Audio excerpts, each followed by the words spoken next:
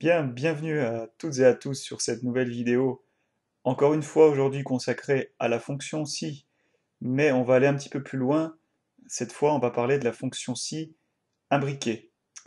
Comme son nom l'indique, c'est plusieurs fonctions si, en tout cas on va se limiter à deux pour ces premiers exercices, qui vont être imbriquées, ou plutôt collées, ou se suivant l'une et l'autre, pour pouvoir travailler non pas sur une ou deux notions, comme les exercices d'avant, choisir entre les notes supérieures ou inférieures à 10, mais cette fois entre trois notions.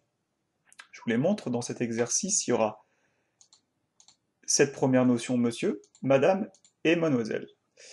Donc on nous demande d'intégrer une fonction si imbriquée dans la colonne D. Si c'est écrit monsieur, alors il faudra écrire monsieur en grand. Si c'est madame en abrégé, on écrira madame quand je dis en grand, c'est en totalité. Et mademoiselle, c'est la même chose. Je vous donne juste avant la police, donc trame de fond jaune coucher de soleil, calibri 16, gras, voilà. Ensuite, on est en taille 11 et calibri pour tout le reste. Et il y a bien sûr des majuscules et des alignements sur la droite. Et des alignements centrés pour ici. Alors, au début, donc toujours pareil, la fonction si, on se base sur la consigne, donc c'est cette consigne qui nous intéresse. On intègre dans la colonne, pardon, dans la cellule, je vais y arriver, D6 égale si, parenthèse, on nous dit si c'est écrit monsieur. Bah, monsieur, il est écrit en A6, donc si A6 égale,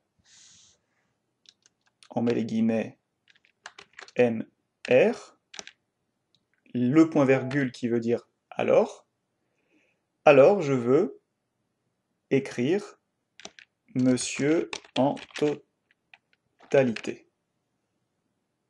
Voilà. Ensuite, je peux très bien remettre, parce que là on est dans la valeur si faux, je peux remettre une valeur si vrai, mais sauf qu'après je vais être limité. Je vais être bloqué, je vais être obligé de fermer la parenthèse, comme on l'a vu tout à l'heure. Il y a ou si vrai et si faux. Pour ajouter des formules, en fait, ce que je fais, j'utilise la valeur si vrai pour rajouter, regardez, un autre si, parenthèse. Une fois que j'ai tapé mon si parenthèse, je vais devoir rajouter, cette fois-ci, le test logique qu'on a déjà vu, donc A6, cette fois-ci, égale, monsieur on l'a fait, donc on va mettre madame, et on refait exactement la même chose en fait. Point virgule, hop, guillemets, madame.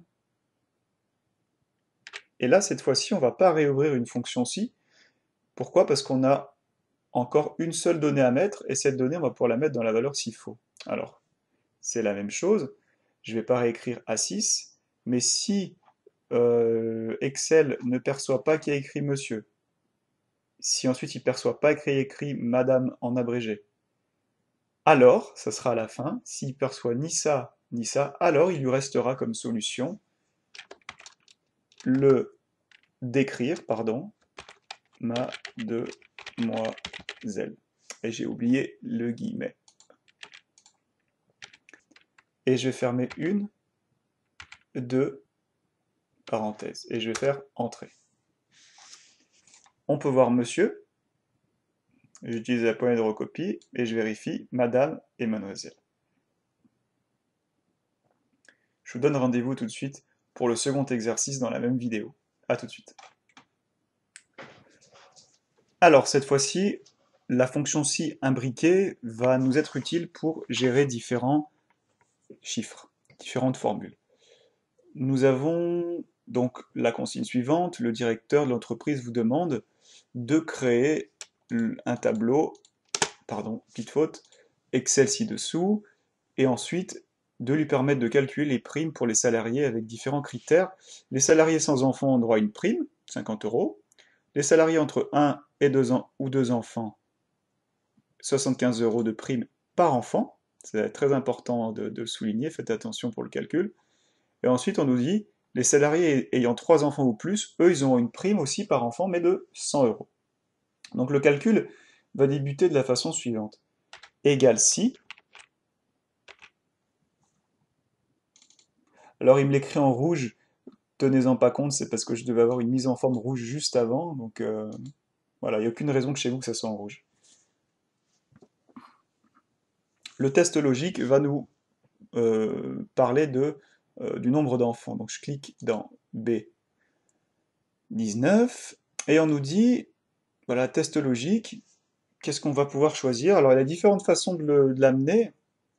On peut directement parler, si B19 égale 0 par exemple, parce qu'on a une condition qui nous dit les gens sans enfants, je peux écrire si B19 égale 0, point virgule. Alors attendez, je vais juste changer parce que c'est en rouge, ça risque de perturber. Et bien voilà. Donc si B19 pardon, est égal à 0, donc on nous propose une prime de 50 euros. Donc alors, on va devoir...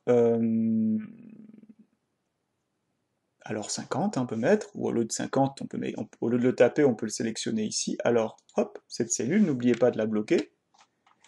Sinon, et là, il nous reste deux conditions à marquer. Donc j'ouvre dans ma valeur s'il faut ici, une autre fonction si. On va pouvoir utiliser, peut-être ça c'est plus facile, parce que là il y a un ou, il y a une notion de ou, on va utiliser la dernière condition, puis on laissera la fin pour la condition restante.